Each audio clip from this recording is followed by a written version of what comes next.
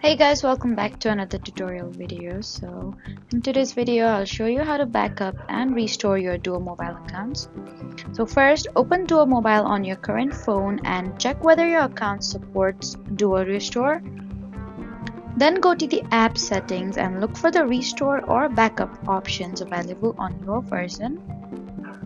Then follow the instructions to enable the appropriate backup feature. And if you're moving to a new phone, install Duo Mobile on the new device. Then open the app and choose the option to restore your account if it's available. Now follow the prompts to verify your identity and restore the accounts from your backup.